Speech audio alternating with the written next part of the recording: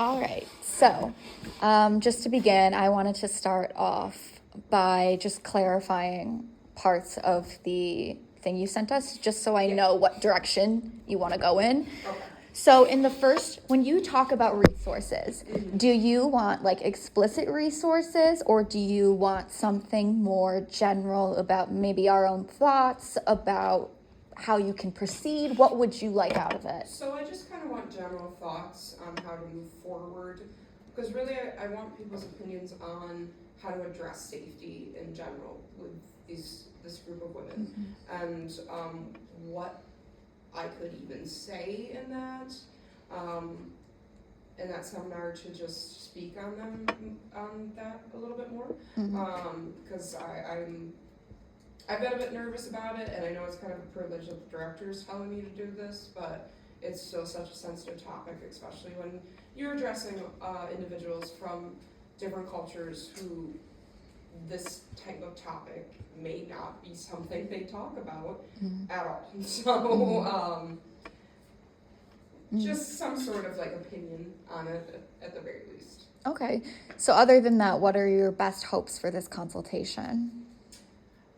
Just getting some insight on what you guys think about cultural humility and addressing a group of individuals who like don't have the same culture as us, who speak different languages, who may not understand specific health concerns when it comes to sexual health and reproductive rights. Yeah.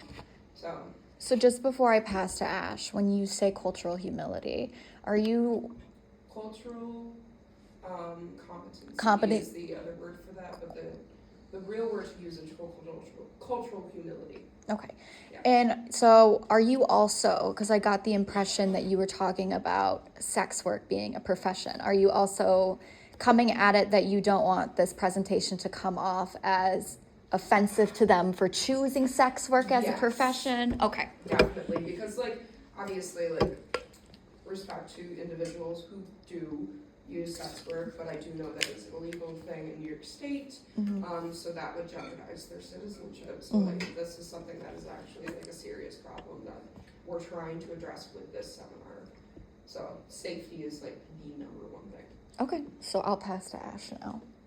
Awesome. So before I go on with the question, I just have a question for the group. Is it not decriminalized, or is that an incorrect assumption that I had, that sex work was decriminalized? It might be decriminalized in New York City, but I'm not sure. Okay, New York City has weird rules, so I apologize. They're a little different than up here.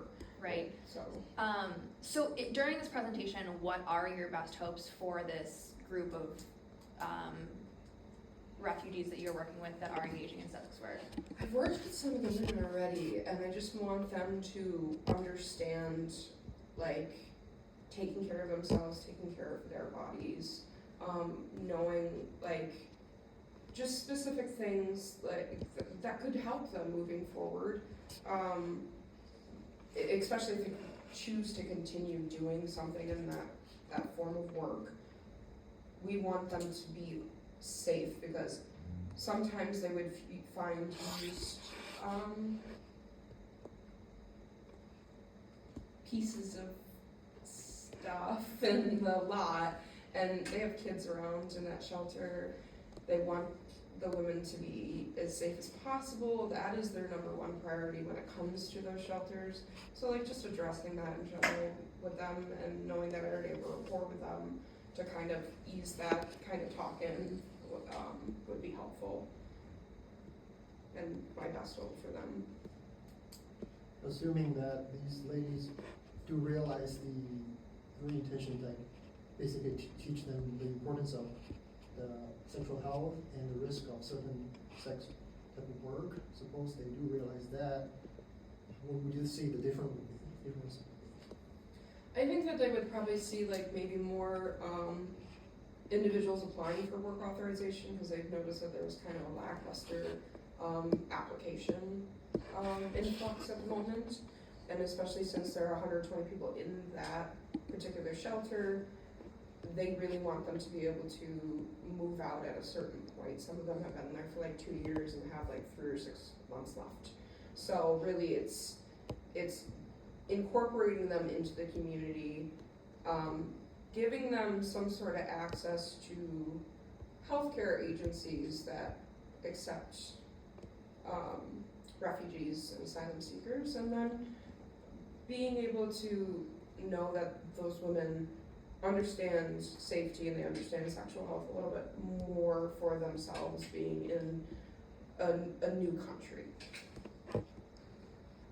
So what I'm noticing is that it seems like there's two goals that can kind of not necessarily be contrary to each other, but there's one goal where you want them to engage in work that is legal because their status as a US citizen or whatever, wherever they are in the process, can be jeopardized by it. But there's also a part of you that wants to make sure that you are not shaming them for choosing sex work, and also maybe if they do continue with sex work, engaging in safe practices. Yes.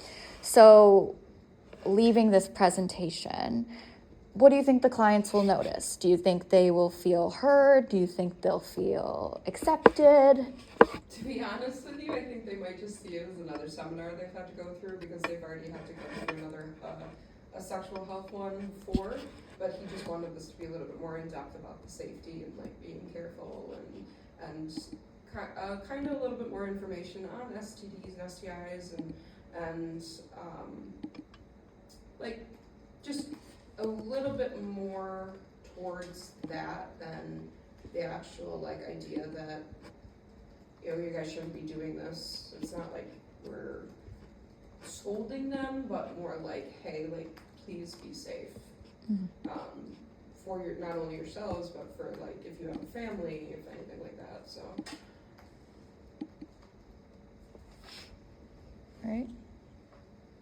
So, what will other people notice when these hopes are realized? I know that you said that there were children also living in the shelter, and I know that there's workers as well that have been noticing these signs of sex work. And so I'm curious what other people involved, other stakeholders, for lack of a better word, are going to notice. I think that the staff themselves would notice a decrease in random individuals, like men wandering around the shelter that don't belong there. Less issues with some of the trash items that are inappropriate. And just a little bit more like effort from some of the women because I feel like they're comfortable in their space right now. To try and move out to and get going on things that they need to do before they go into the community. So on the scale from 1 to 10, where 10 stands for totally meeting this goal, and 1 being the opposite, where do you think you're at now? I would say I'm between a 6 and 7 at this point because I mean the director's already addressed the concern, but he wants me to dive a little bit deeper in with the women on safety, and that's one of the big reasons. So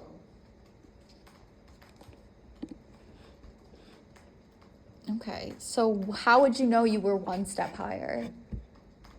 I think having that discussion with them and having the like the seminar, but like having a discussion with them and seeing where they're at with how they feel about it, and maybe what I can do to speak to them a little bit more on things and things they might not even know, and help them with resources and things that we have available for them.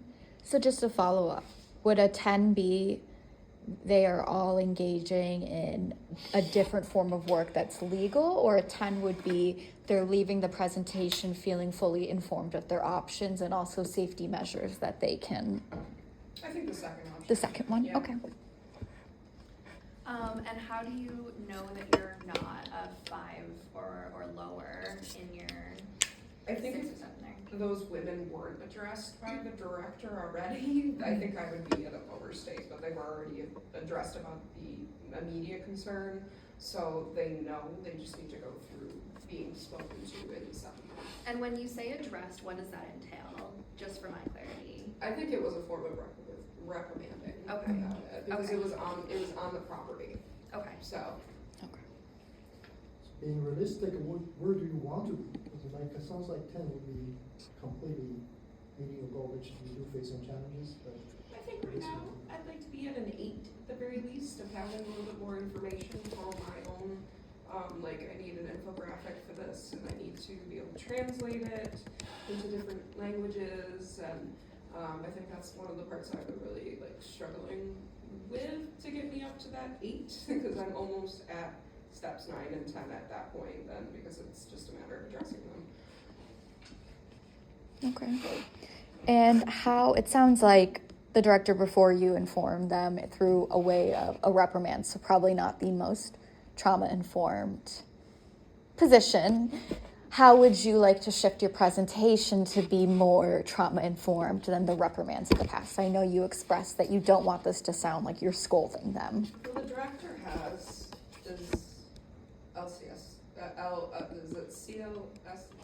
LC, Yeah, clinical. Yeah, clinical license, social work degree. And he's pretty good about coming at it from the trauma-informed standpoint. We are actually giving a presentation on trauma-informed practices in the building. But I think with these women, it's just a matter of being able to actually have an open discussion with them, that they're like if they're willing to sit there and talk with other women around them, and nobody else around to judge them, and have that conversation, and being able to listen and hear them and speak to them about their situations in a way that is understanding and is a non-judgmental space. So you keep saying kind of like this seminar, and it sounds like you want to create like an open discussion with these women instead of lecturing them. And so I'm curious what else you're doing that is on track with that kind of goal of posting this informational thing in a culturally competent way. So I'm separating it by groups of language and area. So women who are Spanish speaking would have one group, so that may be like 5 of them. So it's a little bit, they're smaller. Okay. And then like women who speak Arabic, and just kind of going through and making sure that I'm able to speak with everybody, and being able to have a translator that speaks all of their language, and me not just like jumping around to everybody would kind of do that. Okay. So, what about these ladies? What are they already doing that is also on track? Did you notice anything? I think some of them are pretty up to date on some of the resources that they already have. I just think it's a matter of how they're feeling about things, that it is why speaking to them in a group discussion might be a little bit more important, because they are close with each other and they do split off into groups with each other. So I think that's, yeah, they already speak about things with each other to each other, so. All right, and just before we wrap this one up, what is your next small step that you think you're going to take? My next small step would be to start translating all of the infographics that I've created, and being able to set up times on when to start presenting. Okay. So now we're going to go into the wonderment phase. So, yeah, turn around, go on your phone. Do something that takes your attention away. So I can start. I wonder if Kendra has thought about maybe splitting the presentations up into 2 or multiple. I know that might be hard for your schedule, but it might be hard to have the presentation not come across as, here are all the dangers of sex work and here's what you can do, and go into legal work. It might be hard to avoid that tone if they're both included.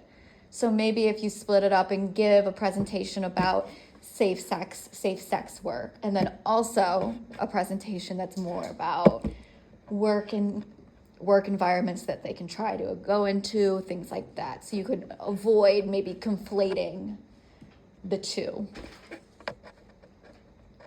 I'm wondering like what was included in the seminar they've already been through versus what's going to be updated in this new one, and the differences between the two, how it's going to add context to the conversation that Kendra's trying to facilitate, and yeah, just basically what the differences are between what they've already been kind of quote unquote forced to sit through, and what can be added to make sure that they don't necessarily, that they hopefully don't feel like this is just another seminar that they have to go to because they're in the program. Mm-hmm. I'm thinking, I wonder if Kendra has tried to reach out to certain agencies in the area who actually handles translation, because it sounds like she's really looking for some translation. You know, there's languages that I know there's certain agency in the area actually offer free translation, especially for refugees or immigrants. So I wonder if she has tried to reach them out. Right. Mm-hmm. Especially in terms of like that immediate next step. I think that's a great Mm-hmm. point. I'm also wondering if there is a budget for safety items like condoms at the shelter, because I feel like if Kendra is going to be kind of like preaching about safer practices, what the level of accessibility is to then perform the safer versions of sex work. That's a good point.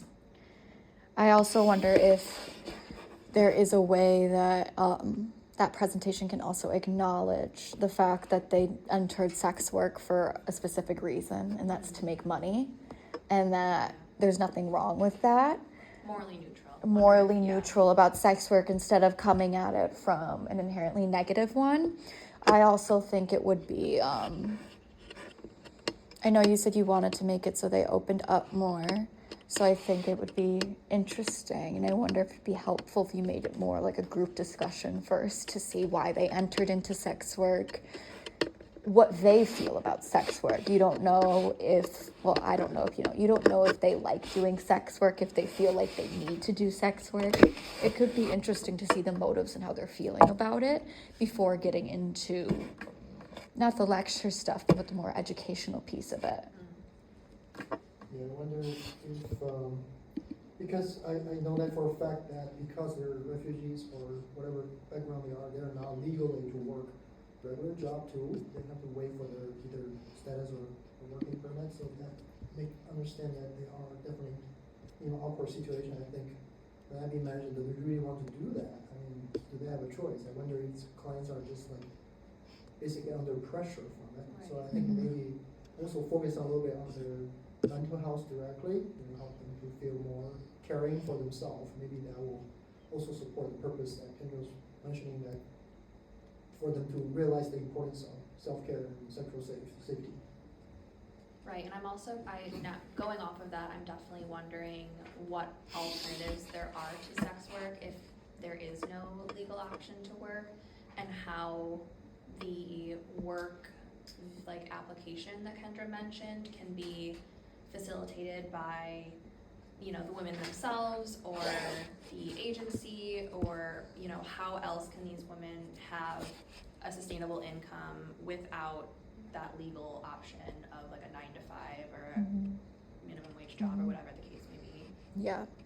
Yeah, that's a good point. I think what you were talking about earlier with the condom, safe sex materials, I do wonder if at large the agency has thought about how they are going to help these women make safer choices and also maybe transition into other workplaces.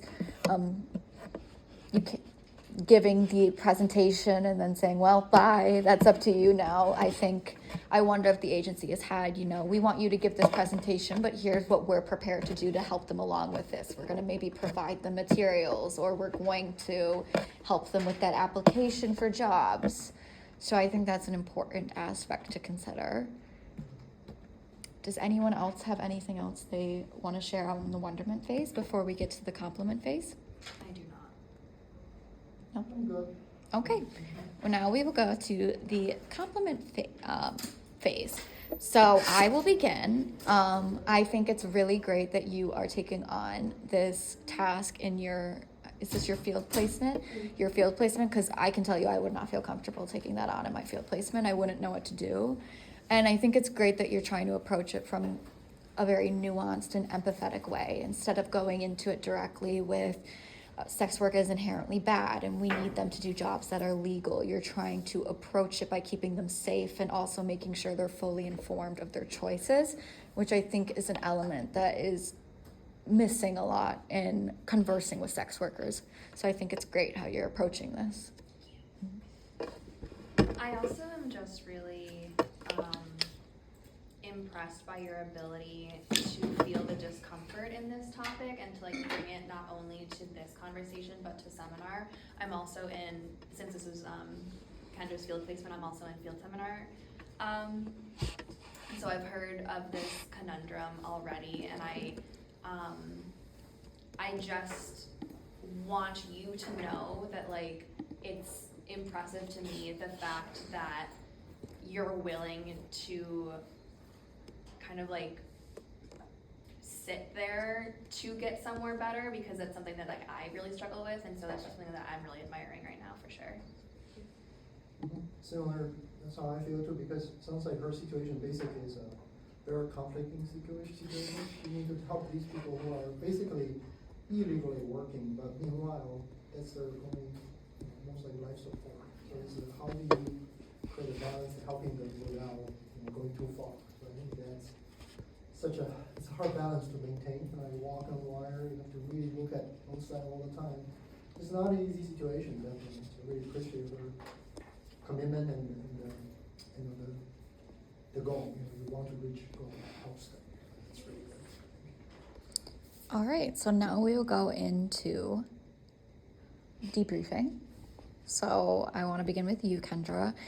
What worked for you about this facilitation?